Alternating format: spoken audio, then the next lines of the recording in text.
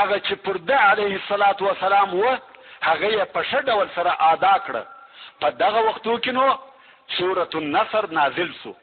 سورة النصر د سورة التوبه وروسته او په حجة الوداع کې نازل شوی دی. الله جل جلاله فرمایي اذا جاء نصر الله والفتح، کم وخت چې د الله جل جلاله نصرت، مرسته او کومک او د مکې مکرمه فتح راسي، ورأيت الناس يدخلون في دين الله افواجا، او تبو وینه چې په ډلو ډلو خلق د الله جل جلاله و دین ته داخليږي. فسبح بحمد ربك واستغفره انه كان توابا، پس نو ته د خپل رب تسبیح پاکی د حمد سره وایه او د الله جل جلاله څخه د خپل امت لپاره بخښنه غواړه. بېشکه چې دغه الله ښه توبه قبلونکی دی. د دغه صورت په نزول سره رسول الله صلی الله علیه و آله وسلم ته دا ور معلومه سوه چې ما په دنیا کې خپل راسپارل سوی کار پای ته ورساوه او اوس نو د آخرت د سفر نوبت را ورسېدی. د رسول الله صلی الله علیه و آله وسلم د بعثت مقصد او په دنیا کې د استوګنې مطلب چې د دین نشرول و پوره سوه او د رسول الله صلی الله علیه و آله وسلم د پاره د آخرت سفر را نږدې سو. محترم ورونو، اوس به د مسلمانانو د شمیر او عدد او د اسلام د کامیابی په باره کې یو څه حسابي عددونه تر نظر وباس. د هجرت په شپږم کال کې کوم وخت چې رسول الله صلی الله علیه و آله وسلم و حدیبیه ته تشریف یوړي، فقط 1400 نفره ورسره ملګري وو. او د هجرت په اتم کال کې یعنی تر حدیبیه 2 کاله وروسته د مکې مکرمه په فتح کې 10,000 نفره ورسره ملګري وو. تر هغه لږ وروسته د تبوک په غزا کې 10,000 نفره ورسره ملګري وو. مگر د هجرت په 10 کال کې کوم وخت رسول الله صلی الله علیه و آله وسلم حج ادا کاوه، لږ تر لږه 100,000 نفره ورسره وو. تاسو دغه لوی فرق ته وګورئ. د 4 کلو په جریان کې د مسلمانانو شمیر د 1400 نفرو څخه تر 100,000 هم زیات سو. دا هم بیله هغه کسانو چې حج ته نه راغلي. او دغه لوی او مهم فرق د حدیبیه د صلح په سبب په وجود راغلی. هغه صلح چې الله جل جلاله فتح بللی ده. انا فتحنا لك فتحا مبینا. دا صلح ولی فتح وبلل سوه؟ حال دا چې مسلمانانو نور هم و جهاد او قربانیو ته ضرورت درلودي. دا ځکه چې د جهاد څخه اصلي هدف او مقصد دا دی چې د مسلمانانو او نور خلقو د مابین څخه پردې استسي او موږ مسلمانان د تبلیغ او اعلاء کلمت الله څخه منع نکړسو. کوم وخت چې مسلمانانو ته دا اجازه ورکړسي چې په ښکاره او واضح ډول بېله منع او سانسوره د اسلام په باره کې تبلیغ او خبرې وکړي، فتح نه بلکې فتوحات په وجود راځي. ځکه چې د اسلام دین د بشر د طبیعت او عقل سره موافق او برابر دی. د اسلام دین الهي او د انسانانو په ګټه او مصلحت دین دی. هیڅوک د دغه الهي دین مخنیوي په عقل او منطق سره نشي کولای. په خبرو او دلایلو سره هیڅوک نشي کولای چې دغه دین دی مغلوبه کړي. د دین دشمنانو همیشه د اسلامي دین په مغلوبه کولو کې د زور څخه کار اخیستی دي، نه د عقل او منطق څخه. هغه چې خلق یې دغه الهي دین د متابعت څخه منع کول، یعنی و دغه دین ته نه داخلېده، د هغه سبب د دغه دین پټول و. د قریشو ټول کوشش دا و چې اسلام د خلقو څخه پټ کړي. مسلمانان یې نه پرېښول چې د اسلام په باره کې خبرې وکړي او په خپله قریشو به بیا د اسلام تعریف او بیان په داسې شکل سره کاوه چې خلق ځینې متنفره کړي. د اسلام احکام او فایدې نه بیانولې، بلکې ویل به چې مسلمانان ستاسې خدایانو یعنی بوتانو ته بد ویل او شکنځل کوي. ستاسې پلرونه چې پر دغه دین و بې عقلان او ناپوهان بولي او خلق به هم د حق خبرو د اوریدلو څخه منع کول. قرآن ما اوري، د مسلمانانو سره مکشني. کم وخت چې د قریشو سره د حدیبیه صلح وسوه، د مسلمانانو او نورو خلقو په مابین چې هغه تړلې دروازې خلاص شوې، نو بیا د کفارو سره خبرې کولې او د اسلام په حقیقت به پوهول. نو خلق د الله جل جلاله و دین ته په ډلو ډلو داخل شو او د الله جل جلاله د طرفه دغه آیاتونه په حجة الوداع او په منا کې نازل شو چې الله جل جلاله فرمایي: اذا جاء نصر الله والفتح ورأيت الناس يدخلون في دين الله افواجا فسبح بحمد ربك واستغفره انه كان توابا. عبد الله ابن عباس رضی الله تعالی عنہ او نور مفسرین وایي چې د الله جل جلاله دغه قول مقصد او هدف داو چې اے محمد صلی الله علیه و آله وسلم دغه چې خلق و دین الهی ته په ډلو ډلو داخليږي، دا ستا د وفات او رحلت علامه ده، ځکه هغه چې ستا وظیفه و هغه دې سرته ورسول. اوس نو ستا د متابعین وظیفه ده چې دغه دین نور هم نشر کړي، امر بالمعروف او نهي عن المنکر وکي او تر نور خلقو دغه دین ورسوي، ځکه دین د ټولو اطرافو څخه پوره او کامل سو. اولا د وحی او قانون اشولو په لحاظ پوره سو. دوهم د سیاسی لحاظ اسلام د یو قوت او طاقت په حیثیت وپیژندل سو. دا نه چې یوازې په عربو کې وپیژندل سو، بلکې غیر له عربو څخه نورو انسانانو هم اسلام د یو قوي طاقت په صفت سره وپیژندي. د مځکې پر مخ اسلامي مملکت او مرکز پیدا سو. رسول الله صلی الله علیه و آله وسلم د مځکې او پاچاهانو ته لیکونه او رسالې ولېږلې. کسرا، مقوقس، قیصر، نجاشي د مځکې او هغه لویو پاچاهانو ته د رسول الله صلی الله علیه و آله وسلم رسالې ورسېدلې. د دین تبلیغ وسو.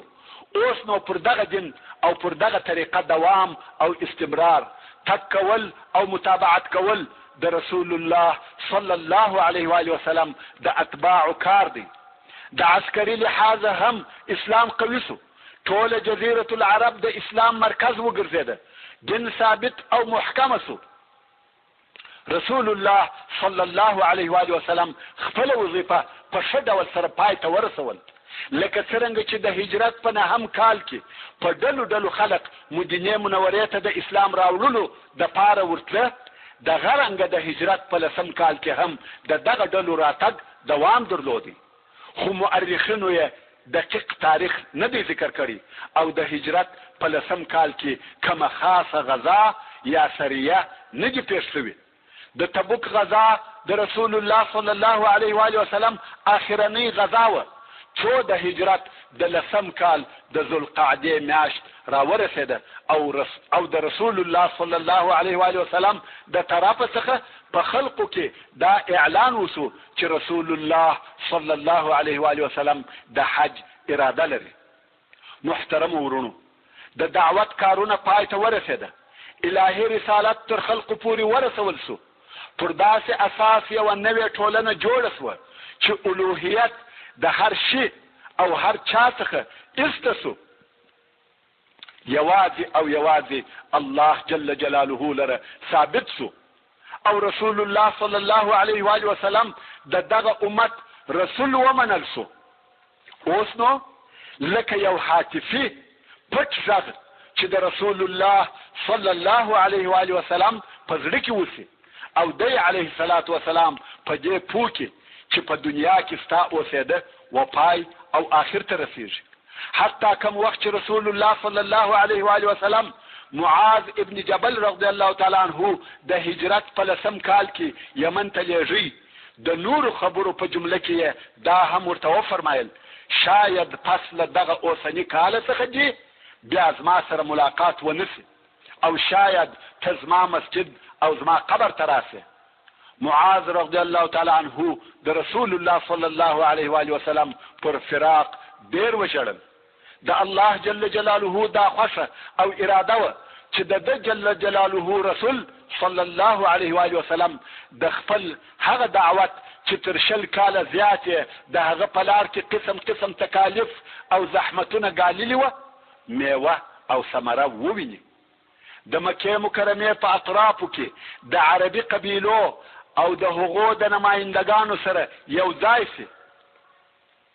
هغه قبیلې د ده علیه الصلاة وسلام څخه د دین احکام واخلي او دی علیه الصلاة وسلام د هغو څخه دغه شاهدي واخلي چې ده علیه الصلاة وسلام د رسالت امانت ورساوه، رسالت یې تبلیغ کړي او امت ته نصیحت وکړي.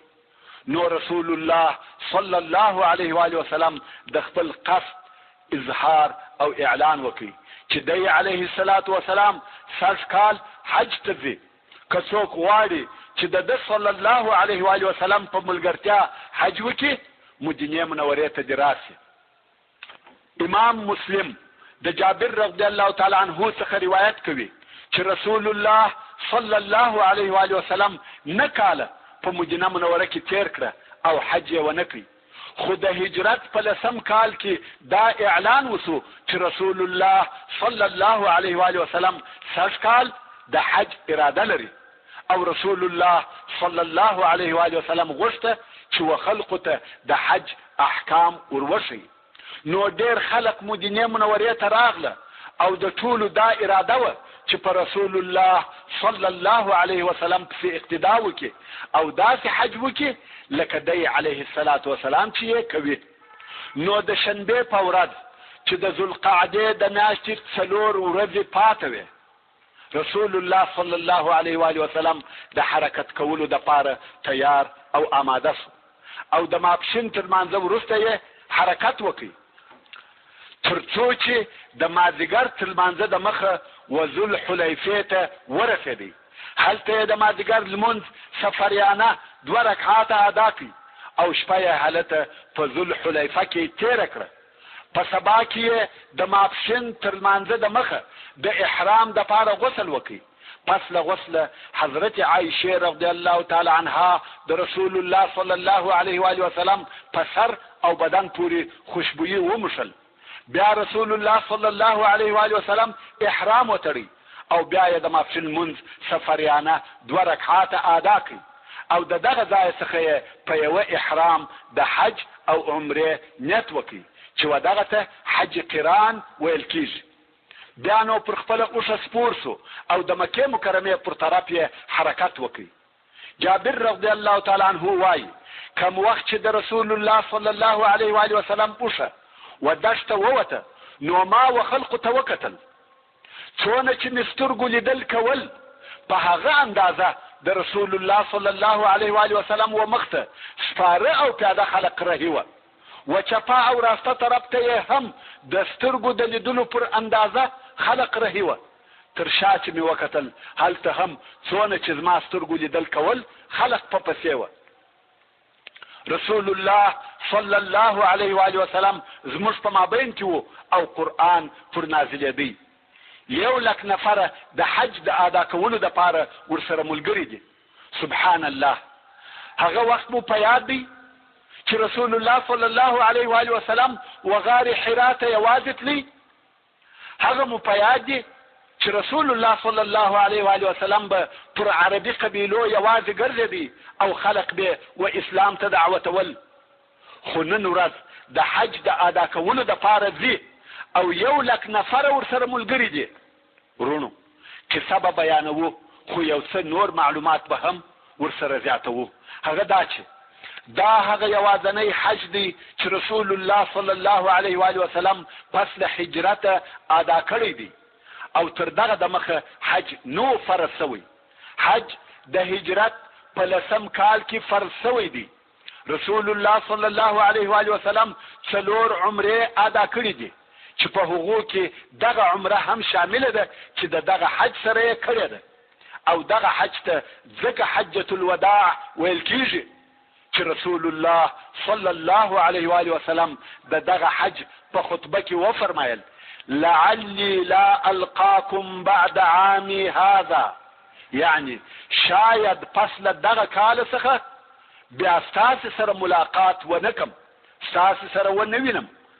په دغه حج کې رسول الله صلی الله علیه و آله وسلم د خپل امت او خپل اصحاب کرامو سره د خدای په امانی رخصتېده یا وداع کړې ده. نو حجة الوداع ورته ویل کېږي. څرنګه چې دغه حج د رسول الله صلی الله علیه و آله وسلم یوازینی حج و او دا یې غوښته چې و خلقو ته د حج احکام وروښیي، نو ځکه یې د شاوخوا و قبیلو ته هم نفر ولېږل چې رسول الله صلی الله علیه و آله وسلم د حج اراده لري. که څوک غواړي چې د رسول الله صلی الله علیه و آله وسلم سره حج وکړي، مدینې منورې ته دې راسي. نو خود د هر طرفه څخه ډلې راغلې چې د رسول الله صلی الله علیه و آله وسلم په ملګرتیا حج ته ولاړ شي. رسول الله صلی الله علیه و آله وسلم د ذوالقعدې په میاشت کې د مدینې منورې څخه د مکې مکرمې پر طرف حرکت وکړي. په لار کې یې د خپلو ملګرو څخه یو ضعیفه او سپینږیری سړی ولیدی چې پر پښو رهیدي، خو د ډېره ضعفه څخه یې پر 2 نفرو تکیه کول. رسول الله صلی الله علیه و آله وسلم پوښتنه وکړه چې دغه سړي ته څه پېښه ده؟ خلق ویل یا رسول الله، دغه سړي نظر ایښی دی چې پر پښو به حج کوي. رسول الله صلی الله علیه و آله وسلم وفرمایل ما يفعل الله بعذاب هذا، یعنی د ده په عذاب او تکلیف به الله جل جلاله څه وکړي.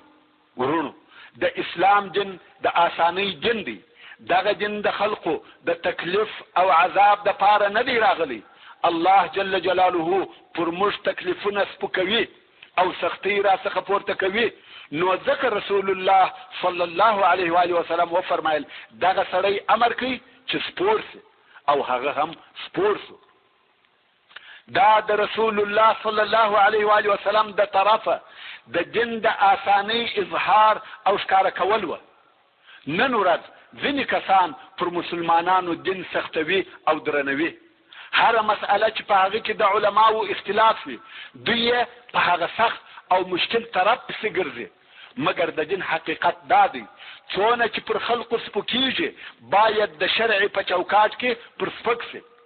رسول الله صلی الله علیه و آله وسلم ته هیڅ کله د 2 کارو په مابین کې اختیار نه دی ورکړل شوی، مګر د هغه 2 څخه به هغه آسانه اختیاراوه، یا د هغه 2 څخه یې هغه آسانه اختیار کړی دی. یعنی که به رسول الله صلی الله علیه و آله وسلم ته په 2 کارو کې اختیار ورکړل شو، که داسې کوي یا داسې، د علیه الصلاة والسلام به هغه آسانه طرف اختیاراوه. دا زموږ د دین حقیقت دی چې د آسانی دین دی. رسول الله صلی الله علیه و آله وسلم فرمایي یسروا ولا تعسروا، آسانی راولي سختی مکوي. مګر موږ اوس وینو چې ځینې خلق د تشدد، عنف او زیږوالي څخه کار اخلي. خدا صحیح کار نه دی. جهاد چې د اسلامي دین اساس او بنیاد دی، مګر په هغه کې عنف، تشدد، د خلقو ژوند تریخول، پر خلقو سختی راوستل، دا د دغه دین مرام او مقصد نه دی. که څوک غواړي چې پر خپل ځان سختی راولي، کولای شي، ممانعت یې نشته، مګر پر نورو خلقو دروند بار ایښول نه دي صحیح. رسول الله صلی الله علیه و آله وسلم په لمانځه، روژه او داسې نورو عباداتو کې پر خپل ځان ډیر زحمت او تکلیف راوستی، مګر پر نورو خلقو یې آسانی راوستل. او دا د اسلام حقیقت دی، باید ځان په خبر کړي. د حج په وخت کې ورسول الله صلی الله علیه و آله وسلم ته یو ښځه راغله او یو کوچنی تقریبا د کې هلک ورسره و. هغه هلک یې راپورته کوي او ویل یا رسول الله، آیا دغه حج کیږي؟ یعنی حج دی؟ رسول الله صلی الله علیه و آله وسلم وفرمایل هو، او تعالی هم ثواب شته. دغه ښځې ته هم دغه هلک پر حج ثواب ورکول کیږي، ځکه په دغه کار کې دغه ښځه هم تکلیف او زحمت زغمي. دا د چې په غیږ کې یې اخلي، په طواف، صفا او مروه کې یې ګرځوي، نو دغه کوچني ته د حج ثواب ورکول کیږي. او هغه ښځه یا هر هغه څوک چې دغه کوچني مسؤلیت یې پر غاړه وي، هغه ته هم ثواب ورکول کیږي. مګر هو، علماء کرام وایي چې د کوچني دغه حج د هغه فرضي حج پر ځای نه درېږي، فرضي حج نه په ادا کېږي. کم وخت چې دغه کوچنی بالغ سو هغه خپل د اسلام حج په خپلو شرایطو پر فرض دی. تاسو ته معلومه ده چې حج پر 3 قسمه دی. اول حج مفرد یا افراد، دوهم حج تمتع، دریم حج قران. حج مفرد هغه بیل عمره یوازې حج دی. حج تمتع دا دی چې عمره وکي او ځان حلال کی، یعنی د احرام څخه یې وباسي، خپل کالی واغوندي. کم وخت چې د ذوالحجې د میاشتې د 8 ورځ راغله بیا د حج د پاره بل احرام وتړي. او حج قران هغه حج ته ویل کیږي چې حج او عمره دواړه په یو احرام ادا کی، یعنی عمره وکي ځان د احرام څخه نکی خلاص، په هغه احرام کې پاتوي. کم وخت چې د حج وخت راسي په هغه اولنی احرام چې عمره یې پکښې کړې ده حج هم وکي. رسول الله صلی الله علیه و آله وسلم دغه خپل حج قران کړی دی. د حج دغه درو اقسامو په فضیلت کې علما او مذهبونه اختلاف سره لري.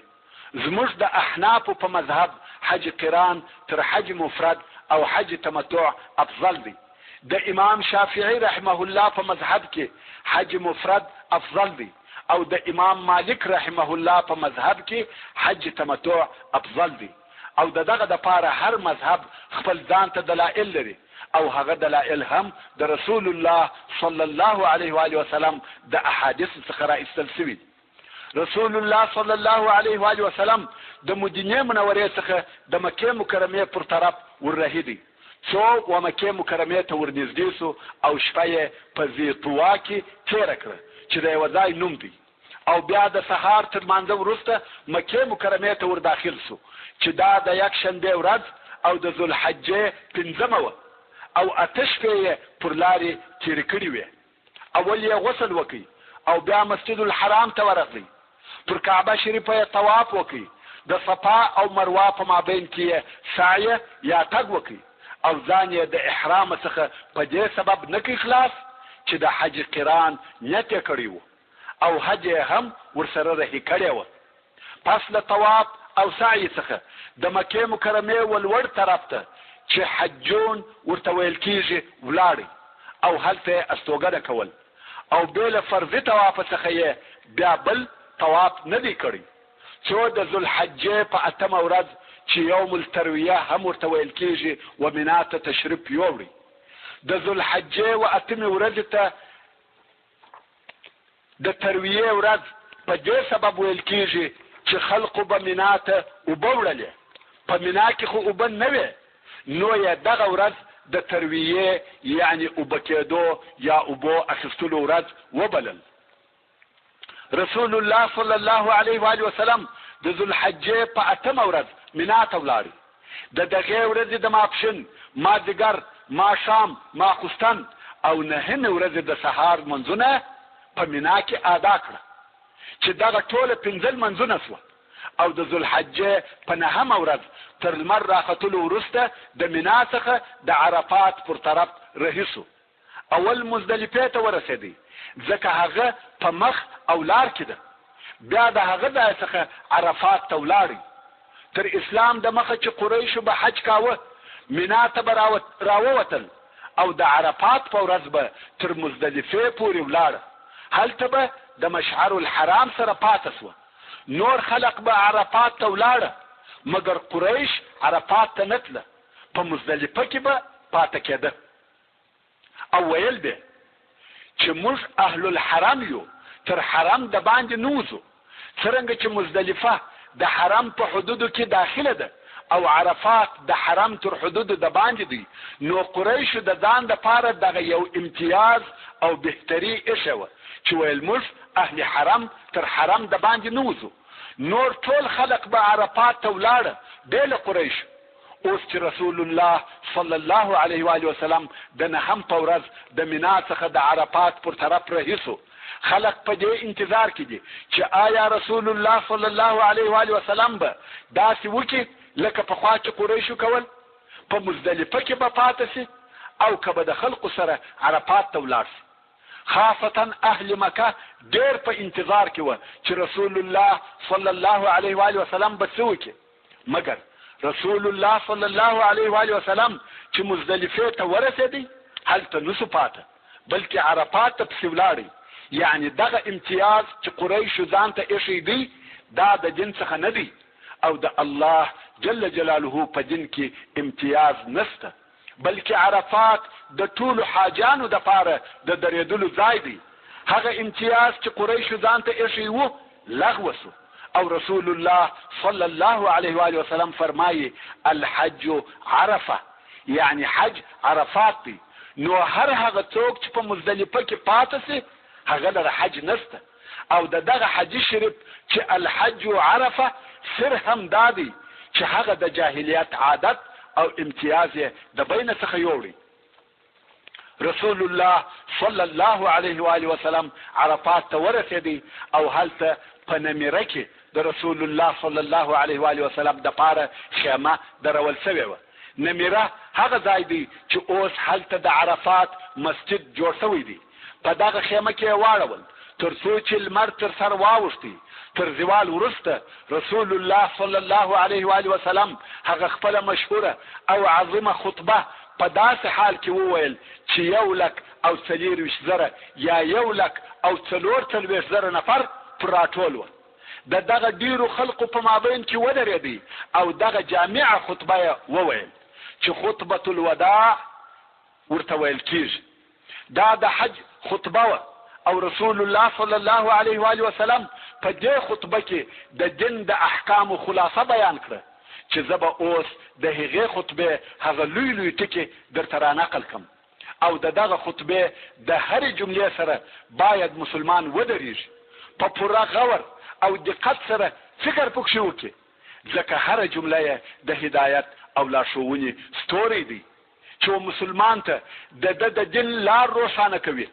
رسول الله صلی الله علیه و آله وسلم وفرمایل ان الحمد لله نحمده ونستعينه ونستغفره ونتوب إليه ونعوذ بالله من شرور أنفسنا وسيئات أعمالنا من يهده الله فلا مضل له ومن يضلله فلا هادي له وأشهد أن لا إله إلا الله وحده لا شريك له وأشهد أن محمدا عبده ورسوله.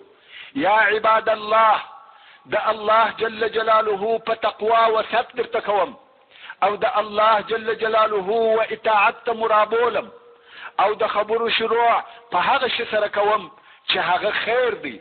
اما بعد ايها الناس اسمعوا قولي فاني لا ادري لعلي لا القاكم بعد عامي هذا بهذا الموقف ابدا.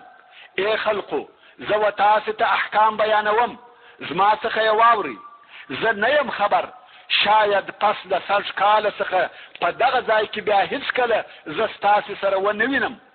ان دماءکم واموالکم حرام علیکم كحرمة يومكم هذا في شهركم هذا في بلدكم هذا. ورونو د رسول الله صلی الله علیه و آله وسلم د خطبه ویلو سره ټول خلق چپ او ساکت شو. خدا معلومه خبره ده چې د رسول الله صلی الله علیه و آله وسلم آواز و 1,00,000 نفر ته نو رسیدي. نو عباس ابن عبد المطلب رضی الله تعالی عنه او ربيع ابن امیه رضی الله تعالی عنه چې د صفوان ابن امیه رضی الله تعالی عنه ورور وو، دغه دوه نفره چې د لوړ آواز خاوندان و د رسول الله صلی الله علیه و آله وسلم اقوال تر خلق پورې رسول. او رسول الله صلی الله علیه و آله وسلم وفرمایل ورونو ښه متوجه سي، ډېره مهمه خبره ده خاصتا د هغو کسانو د پاره چې بری او عام خلق وژني او د هغو کسانو د پاره چې د خلقو مالونه په حرام سره خوري او هغه خلق چې بېله دلیله پر خلقو او د هغو پر حیثیت غږیږي او باطل خبرې پر کوي. هغه خلق دي د رسول الله صلی الله علیه و آله وسلم دغه لارښوونې واوري. رسول الله صلی الله علیه و آله وسلم وفرمایل بېشکه چې ستاسې وینې او ستاسې مالونه یو پر بل داسې حرام دي لکه ستاسې د دغې ورځې حرمت په دغه میاشت او په دغه ښار کې. نو د مسلمان وینه تویول یا د هغه مال خوړل ابدي حرام دي او داسې حرام دي لکه ستاسې د نن ورځې حرمت چې د عرفات ورځ ده او میاشت د حرامو میاشتو څخه ده او ښار بلد الحرام دی. یعنی د مسلمان د وینې او مال حراموالی لکه د حج د ورځې حرمت په حرامه میاشت کې او په بلد الله الحرام کې. ورونو دا د مسلمان د وینې او مال حرمت او عظمت دی. د یو مسلمان وینه او مال پر بل چا داسې حرام دي چې حرمت یې د کعبې شریفې تر حرمت او د حج اکبر د ورځې تر حرمت کم نه دی. ای هغه کسانو چې د مسلمانانو وینې په ناحقه سره تویوي، ای هغه کسانو چې د مسلمانانو مالونه په حرامه سره خوري، ای هغه کسانو چې د خلقو په عزت کې خبرې کوي، د رسول الله صلی الله علیه و آله وسلم دغه خطبه او دغه آخرنی وسط په دقت سره واوري. رسول الله صلی الله علیه و آله وسلم د حجۃ الوداع په خطبه کې په تکرار سره دغه خبره کړې ده: ان دماءکم واموالکم حرام علیکم كحرمة يومكم هذا في شهركم هذا في بلدكم هذا. مسلمان ورونو لست خپل ځان او عمل ته متوجه شي چې څونه مو د رسول الله صلی الله علیه و آله وسلم اطاعت کړی دی او څونه مو د مسلمانانو د حقوقو مراعات کړی دی. او بیا رسول الله صلی الله علیه و آله وسلم وفرمایل: الا كل شيء من امر الجاهليه تحت قدمي موضوع. خبر اوسي چې د جاهلیت هر کار او عمل زما تر پښو لاندې او بې اعتبار دی. ودماء الجاهليه موضوعه وان اول دم اضع من دمائنا دم ابن ربيعه بن الحارث. او هغه د جاهلیت ویني استسوي او غرزول سوي دي. یعنی د جاهلیت د وختو څخه چې د قبایلو په مابین کې د وژل شوو کسانو انتقام او بدله پاتې دي، هغه لغوه دي، د هغو بدل به نه اخیستل کېږي. او هغه اوله وینه چې زه لغوه کوم او باطلوم هغه زموږ د وینو څخه ده چې د عامر ابن ربیعه ابن حارث ابن عبدالمطلب وینه ده. دغه عامر ابن ربیعه چې د رسول الله صلی الله علیه و آله وسلم د اکال مسیح و او د هذیل د قبیلې د طرفه وژل شوی و، د هغه د قاتل څخه تر اوسه بدله او انتقام نو اخیستل شوی. رسول الله صلی الله علیه و آله وسلم تر هغه تیر شو او عفو یې ورته وکړه. شروع یې د خپل قریب د وینې په معافیدو سره وکړه. نو ویل تاسې هم ټوله په دغه مکلف یاست. او رسول الله صلی الله علیه و آله وسلم وفرمایل: وربا الجاهلية موضوع وأول الربا أضع من ربانا ربا عباس بن عبد المطلب فإنه موضوع كله. هغه د جاهلیت سود او ربا لغوه او باطل دي، او هغه اول ربا چې زه باطلوم هغه زموږ ربا ده چې زما د اکا عباس ابن عبد المطلب ربا ده. رسول الله صلی الله علیه و آله وسلم ربا منع او لغو کړه، او هغه اول ربا چې باطل کړه د ده علیه الصلاة والسلام د اکا عباس رضی الله تعالی عنہ ربا و. او وی فرمایل: فاتقوا الله في النساء فإنكم أخذتموهن بأمانة الله واستحللتم فروجهن بكلمة الله ولكم عليهن ألا يوطئن فرشكم أحدا تكرهونه فإن فعلن ذلك فاضربوهن ضربا غير مبرح ولهن عليكم رزقهن وكسوتهن بالمعروف. رسول الله صلی الله علیه و آله وسلم فرمایي: د ښځو په معامله او باره کې د الله جل جلاله څخه وبېرېږئ. تاسې دوی د الله په امانت سره اخیستي دي او دوی و تاسې ته په نکاح سره حلالې سوي دي. ستاسې پر دوی دغه حق دی چې ستاسې کور ته به داسې څوک نه پرېږدي او نه داخلوي چې ستاسې نه وي خوښ چې دا کار وکئ ویې وهئ مګر داسې وهل چې نه به زخمي کېږي او نه بې عضوه ماتېږي او د دوی پر تاسې دغه حق دی چې خواړه او کالي به په ښه طریقه سره ورکوئ. ای هغه مسلمانانو چې شکل او قیافه مو د مسلمان جوړه کړې ده او د رسول الله صلی الله علیه و آله وسلم متابعت نه کوئ، ستاسې اولنی ظلم پر هغه ښځو دی چې ستاسې تر لاس لاندې دي. د الله جل جلاله څخه وبېرېږئ، په خپله دغه عمل سره د اسلام نوم مه بدوئ. د اسلام د دشمنانو ادعاګانې چې وایي په اسلام کې د ښځو حقوق نشته، په خپلو دغه ظالمانه اعمالو سره مه رښتیا کوئ. ورونو، رسول الله صلی الله علیه و آله وسلم و موږ ته د وهلو سبب او اندازه را ښوولي دي. اولا د ښځې وهل هغه وخت جائز او روا دي چې په ښځه کې نه اطاعت او سرکشي پیدا شي، داسې نه چې یوه سهوه او خطا ځینې پېښه شي او چې وهې، دغه وهل حرام او ناروا دي. دوهم، وهل به په داسې طریقه او اندازه سره وي چې عذاب، زخم او مات به نه وي پکښې. حتی علماء کرام وایي چې وهل به په داسې شي سره وي لکه مسواک.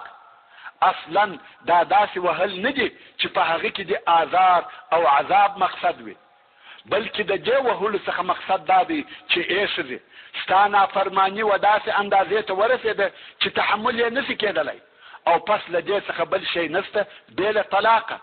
دا هغه آخرنۍ تنبیه او خبرتیا ده. نور نو د نصیحت وخت تیر سو او هغه آخرنۍ مرحلې ته سره ورسېدو او بیا یو حکم یا درېیم څوک چې صلح او فیصله کوونکی وي د سړي د طرفه راځي او یو د ښځې د طرفه راځي چې یا به سم ژوند سره کوي یا طلاق او جلاوالی دی. نو د دغه وهلو څخه مقصد دا سو چې باخبره اوسه، اوس مو ژوند او گزاره و هغه آخري مرحلې ته ورسېده. ځینې د اسلام دشمنان دغه د ښځې د وهلو په سبب پر اسلام عیب وایي، مګر رسول الله صلی الله علیه و آله وسلم په هغه آخرنۍ خطبه کې د وهلو اندازه راشوي او فرمایي ضربا غیر مبرح، چې د وهلو هیڅ اثر او آزار باقی نه پاتې کېږي، بلکې دغه وهل و دې ته اشاره ده چې خبره و هغه خطرناکه مرحلې ته ورسېده. که ښځه په دغه وهلو پوه سوه چې ما تر خپلې اندازې تېری کړی دی او بیرته یې اطاعت شروع کړي، نو پر تاسې د دوی خواړه او لباس په ښه طریقه لازم دي. بیرته هغه خپل عادي او طبیعي ژوند شروع کیږي او اختلافات پای ته رسیږي. رسول الله صلی الله علیه و آله وسلم فرمایي چې ښځې ستاسې سره بندیانې دي، یعنی ښځه د خپل خاوند په کور کې لکه بندي داسې ده، ځکه دا داسې تصرف نشي کولای لکه سړی، او هغه سړی د دې د رزق او نورو کارو متصرف دی. نو په دغه حال کې باید د دې مراعات وشي او ښه نرمه گزاره او معامله ورسره وشي. رسول الله صلی الله علیه و آله وسلم وفرمایل چې دوی د خپل ځان دپاره اختیار نه لري. تاسې دوی د الله جل جلاله په امانت اخیستې دي او د الله جل جلاله په قانون د دوی فرجونه تاسې ته حلال شوي دي. نو فاتقوا الله فی النساء، د ښځو سره په ژوند کولو کې د الله جل جلاله څخه وبېرېږئ. واستوصوا بهن خیرا، او د دوی سره ښه او د خیر گزاره او معامله کوئ. دا د رسول الله صلی الله علیه و آله وسلم د طرفه وصیت او لارښوونه ده چې انسانان باید د ښځې په گزاره او معامله کې د الله جل جلاله د عذاب څخه ځان وساتي. هغه څوک چې د خپلې ښځې سره نرمه او پسته گزاره کوي، ځینې خلق هغه ضعیفه بولي، خو په حقیقت کې هغه ضعیفه نه دی، بلکې دا د رسول الله صلی الله علیه و آله وسلم د وصیت او لارښوونې عملي کول دي. یو سړی و حضرت عمر رضی الله تعالی عنه ته د هغه د خلافت په وختو کې ورغلی چې د خپلې ښځې شکایت ورته وکړي چې ښځه مې یو وخت نا وخت आवाज را باندې پورته کوي. هغه سړی وایي کوم وخت چې دروازې ته ورورسېدم او دروازه مې وټکول، په دغه وخت کې مې واورېده چې د عمر رضی الله تعالی عنه ښځې په خپله پر عمر رضی الله تعالی عنه आवाज پورته کړی دی. سړی وایي عمر رضی الله تعالی عنه هغه څوک و چې ټول خلق ځینې بیرېده او اوس د ده ښځې پر ده आवाज پورته کړی دی.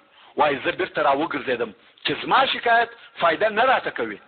خو حضرت عمر رضی الله تعالی عنه هغه د دروازې ټکول اورېدلي وه او د کوره راووتی. ویل سړیه لکه زه چې دې په کار وم؟ ما ویل هو، خو زما کار وسو. عمر رضی الله تعالی عنه راته ټینګ سو چې د څه شي دپاره راغلی وې؟ وایي زه مجبوره سوم. نو مې ورته وویل راغلی وم چې د خپلې ښځې د آواز لوړولو شکایت درته وکم، خو ما چې ستا حال ولیدی نو بیرته رهي سوم چې زما شکایت فایده نه کوي. حضرت عمر رضی الله تعالی عنه د محمدي مدرسې شاګرد راته وویل سړیه دا مې اشپزي کوي، خدمت مې کوي، کالي را مینځي، اولادونه مې را تربیه کوي، پر دغه ټولو سربیره زما پر قهر او غضب صبر کوي، نو زه د دې پر لوړ آواز صبر ونه کم؟ دا د رسول الله صلی الله علیه و آله وسلم د وصیت عملي کول دي. ورونو ما ولې دغه د ښځو موضوع دونه اوږده کړه؟ ځکه زموږ په ټولنه کې داسې ډېر خلک شته چې د ښځو د حقوقو هیڅ مراعت نه لري. دغه د دوی عمل دی چې د اسلام د دشمنانو و تبر ته یې لاس ور واچاوه. نن ورځ که د اسلام دشمنان دغه ادعا کوي چې په اسلام کې د ښځو حقوق نه دي ورکول شوي، د هغو دلیل د دغو کسانو عمل دی. زه مجبوره یم چې په دغه ترخه حقیقت سره اعتراف وکم چې هو زموږ په ټولنه کې داسې کسان شته که د دوی د باندني کړه وړه وګورې په تماما معنا پر شریعت برابر دی. ښې ږیرې او لنګوټې، ښه لمنځونه او روژې، ښه اسلامي لباس او ښې اسلامي خبرې، خو کې دننه په کورني ژوند خبر سې شرم وشتی د میږي په لباس کې. خو بیا هم دونه ویلی سم چې د دغه کسانو عمل پر دې دلالت نه کوي چې اسلام د ښځو حقوق نه دي ورکړي، بلکې دغه کسان د اسلام پر لار نه دي رهي سوي او د دوی په دغه بد عمل سره باید د اسلام نوم بد نسي. الله دې موږ او دوی ته هدایت وکړي. او بیا رسول الله صلی الله علیه و آله وسلم وفرمایل وقد تركت فيكم ما لن تضلوا بعده ان اعتصمتم به. کتاب الله او ما په تاسو کې داسې شی پیښ دي که تاسو په هغه پورې لاس ونیسئ حق لار نه درڅخه ورکېږي چې هغه کتاب الله دی. ایها الناس انه لا نبي بعدي ولا امة بعدكم الا فاعبدوا ربكم وصلوا خمسكم وصوموا شهركم وأدوا زكاة أموالكم طيبة بها أنفسكم وتحجون بيت ربكم وأطيعوا أولاة أمركم تدخلوا جنة ربكم. اے خلقو ترما ورست بل نبی نسته او نتر تاسي ورست بل امت سته. د خپل رب عبادت کوي، خپل پنځل منځونه ادا کوي، د روژې د میاشتې روژه نیسي، د خپلو مالو زکات ورکوي، د خپلو زړو په خوشحالي یې ورکوي، ستاسې د رب د بیتې حج کوي، د خپلو آمرانو اطاعت کوي، نو به د خپل رب و جنت ته داخل سي. او رسول الله صلی الله علیه و آله وسلم وفرمایل وانتم تسألون عني فما انتم قائلون قالوا نشهد انك قد بلغت واديت ونصحت. ستاسې څخه د قیامت په ورځ ما په باره کې پوښتنه کیږي. الله جل جلاله پوښتنه در څخه کوي تاسې به څه وایاست؟ ایا تاسې دا شاهدي ادا کوئ چې ما د خپل رسالت تبلیغ وکړي؟ د خلقو آوازونه په ژړا سره پورته سوه او ویل موږ شاهدي ادا کوو چې تا خپل رسالت ورساوه، امانت دې ادا کړي او امت ته دې نصیحت وکړي او د خپل دین د پاره دې جهاد وکړي. د خلقو تر دغه شاهدي وروسته رسول الله صلی الله علیه و آله وسلم به په خپله سبابه ګوته سره یو وار و اسمان ته اشاره وکړه او بیا به خلقو ته اشاره وکړه او ویل به اللهم اشهد، الهي تشاهد اوسه. دغه د ګوتې اشاره او دغه جملې ویل یې 3 واره تکرار کړه. او د دې کار څخه د رسول الله صلی الله علیه و آله وسلم څه مقصد و؟ مقصد یې دا و چې الهي تا و دغه قوم او امت ته زه په رسالت او نبوت را لېږلی وم، او دغه دی زما امت شاهدي ادا کوي چې ما خپل رسالت ورساوه، امانت مې ادا کړي او خپل امت ته مې نصیحت وکړي. پس له هغه څخه چې رسول الله صلی الله علیه و آله وسلم د خطبه ویلو او بیانولو څخه فارغ سو، د دغه ورځې د مازدیګر په وخت کې د الله جل جلاله دغه قول نازل سو چې د سورة المائده د 3 نمبر آیات یو حصہ ده. نو دغه آیات د نزول وخت د جمعې او عرفات د ورځې د مازدیګر وخت دی چې الله جل جلاله فرمایي اليوم اکملت لكم دینکم واتمم. محترم ورونو، څرنګه چې فتا پای ته ورسېده او متاسفانه اکثره وختونه زموږ فتا د ډېر مهم بحث په مابین کې پای ته رسېږي، نو پاته بیان به په راتلونکي 40مه فتا کې واوري ان شاء الله تعالی. وما توفيقي الا بالله وهو السميع العليم. وصلى الله تعالى على خير خلقه محمد وآله وأصحابه وأهل بيته أجمعين. والسلام عليكم ورحمة الله وبركاته. سبحان ربك رب العزة عما